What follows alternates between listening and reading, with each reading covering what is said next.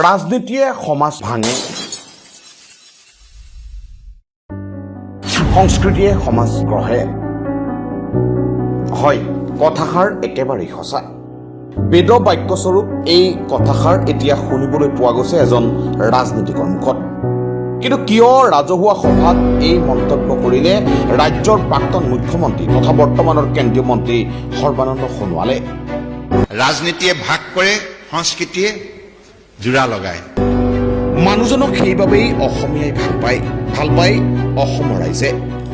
ৰাজহুৱা সভাত ৰাজনীতিক লৈ সৰ্বানন্দ সোণোৱালে যি মন্তব্য কৰিলে সেয়া আত্মসমালোচনা নে অনুশোচনাৰ ৰূপৰেখা? এটা কথা মনত ৰাখিব, ৰাজনীতিক এইটো পৰ্যায়লৈ নিনিব য'ত নেকি সমাজখন ছিন্ন বিচ্ছিন্ন হয়। ৰাজনীতিক এই পৰ্যায়লৈ আনিব য'ত সমন্বয় দ্বাৰা সমাজ শক্তিশালী হয়।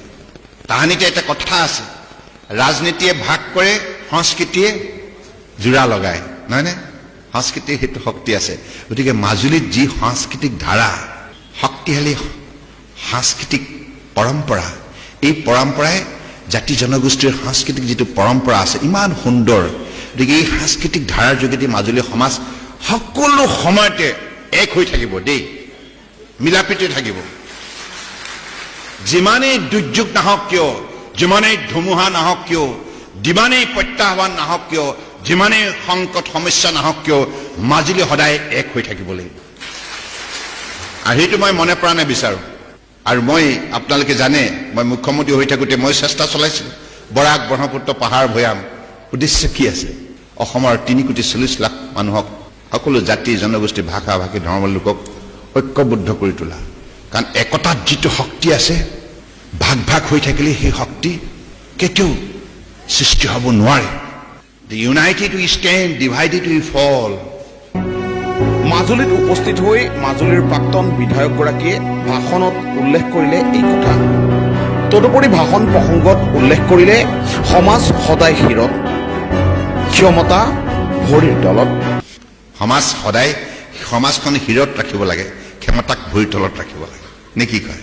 চৰকাৰী পদবীক লৈ কোনেও অহংকাৰ কৰা উচিত নহয়। এই পদবী আজি আছে, কাইলৈ নাই, কিন্তু সমাজখন সদায় থাকিব। সৰ্বানন্দ সোণোৱালৰ এই মন্তব্যই বহু প্ৰশ্নৰ উত্তৰ হৈছে। মাজুলীবাসীৰ মৰম আশীৰ্বাদ কাকো পাহৰিব নোৱাৰে বুলি মন্তব্য কৰি সৰ্বানন্দ সোণোৱালে ক'লে, নিজৰ শৈশৱ যৌৱন পাহৰা নাই মাজুলীবাসীৰ মৰম। মোক আপোনালোকে নিৰ্বাচনত জয়যুক্ত কৰিলে, প্ৰথমতে MP হিচাপে কেন্দ্ৰীয় মন্ত্ৰী হ'লোঁ, দ্বিতীয়বাৰ MLA হিচাপে জিকালে, তাৰপিছত মুখ্যমন্ত্ৰী হ'লোঁ, তৃতীয়বাৰ আপোনালোকে MLA হিচাপে জিকালে, তাৰপিছত মই গৈ পেলাই কেন্দ্ৰীয় মন্ত্ৰী হ'লোঁ। এই যাত্ৰা চোৱাত আপোনালোকৰ কিমান অৱদান আছে? গতিকে এইবিলাক কথা মই নাপাহৰোঁ। সাধাৰণ খেতিয়কৰ ল'ৰা হিচাপে এতিয়া মই যিটো অৱয়ব দেখিছে ভালকৈ আহিছোঁ, এতিয়া চৰকাৰী সুবিধাবিলাক পাইছোঁ। কিন্তু সত্যটো কি? আমি বানবিধ্বস্ত অঞ্চলৰ মানুহে আছিলোঁ। মইতো নিজে অভাৱ, দুৰৱস্থা, দুৰ্যোগ কি বস্তু নিজেই প্ৰত্যক্ষ কৰাই নহয়, ইয়াৰ পৰা অভিজ্ঞতাও বুটলিছোঁ। গতিকে সেইকাৰণে সেই সত্যনিষ্ঠ যিখন ছবি মোৰ মনৰ পৰা এই জীৱনত আঁতৰি যাব নোৱাৰে। মোৰ সকলো সময়তে এই দৃশ্যবোৰ ভাহি আহি থাকে, ল'ৰালি কালত কেনে অৱস্থাত আমি ডাঙৰ দীঘল হৈছিলোঁ। গতিকে সেইকাৰণে সেই সত্যটো লগত লৈ এই যাত্ৰা আমি আগুৱাই গৈছোঁ। যাত্ৰা আগুৱাই যোৱাৰ ক্ষেত্ৰত আপোনালোকে মনোবল দিছে, আপোনালোকে শক্তি দিছে, আপোনালোকে সমৰ্থন কৰিছে, আপোনালোকে আশীৰ্বাদ দিছে। গতিকে মানৱ সেৱাটো কৰাৰ বাবে আমি যিখিনি সুযোগ লাভ কৰিছোঁ, এইটো জনসাধাৰণে দিয়া সুযোগ। সেইকাৰণে মই সদায় কওঁ, চৰকাৰী পদবীক লৈ কোনোৱে অহংকাৰ কৰা উচিত নহয়। আজি আছে, কালি নাই, কিন্তু সমাজখন সদায় থাকিব। সমাজখন শিৰত ৰাখিব লাগে, ক্ষমতাক ভৰিৰ তলত ৰাখিব লাগে, নে কি কয়? সমাজখনক শীৰ্ষত ৰাখিব লাগে। সমাজ সদায় শ্ৰেষ্ঠ। সমাজখনেই হৈছে ঈশ্বৰৰ প্ৰকৃত ৰূপ। ভগৱানে কৈছে, মই সকলোৰে হৃদয়ত আছোঁ, নাভাবিবা যে তুমি আজি প্ৰবল প্ৰতাপী, তোমাৰ লগতে সকলো শক্তি বিৰাজমান।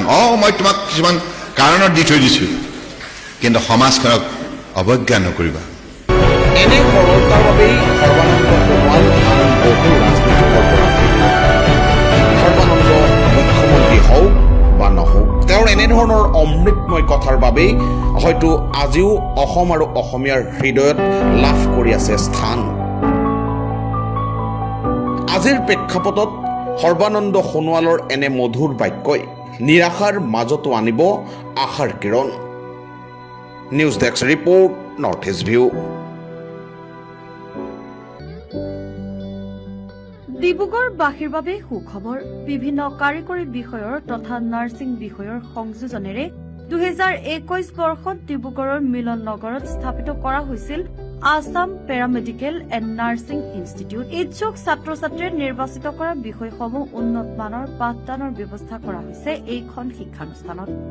সময় সাপেক্ষে এই শিক্ষানুষ্ঠানখনত আমন্ত্ৰিত বিশেষজ্ঞৰ দ্বাৰা পাঠদান দিয়াৰ লগতে অনলাইন পাঠদানৰো ব্যৱস্থা আছে। আমাৰ পেৰামেডিকেল পাঠ্যক্ৰমসমূহ হৈছে DMLT 2 বছৰ, BMLT 3 বছৰ, BSc MLT 3 বছৰ, নাৰ্ছিং এছিষ্টেণ্ট 1 বছৰ, নাৰ্ছিং ছুপাৰভাইজাৰ 1 বছৰ, ডিপ্ল'মা ইন ফিজিঅ'থেৰাপি টেকনিচিয়ান 2 বছৰ। লগতে ইয়াত বিনামূলীয়াকৈ তথা অতি কম মাচুলত কম্পিউটাৰ বিষয়ক শিক্ষাৰো ব্যৱস্থা কৰা হৈছে। এখন উন্নত মানদণ্ডৰ বস্ত্ৰৰ নিৰ্ভৰযোগ্য প্ৰতিষ্ঠান চিলেকশ্যন। পুৰুষ মহিলা শিশু সকলোৰে সাজ পোছাক ইয়াত উপলব্ধ।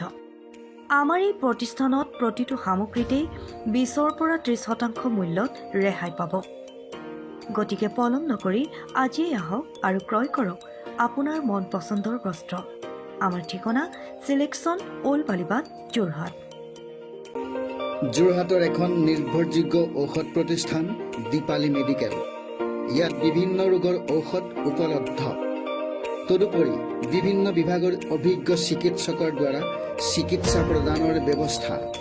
পুৱা 9 বজাৰ পৰা নিশা 12 বজালৈকে আমি আপোনাৰ সেৱাত ব্ৰতী। আমাৰ ঠিকনা AT road, Jorhat, opposite Assam petrol pump. যোগাযোগ 94350 90042।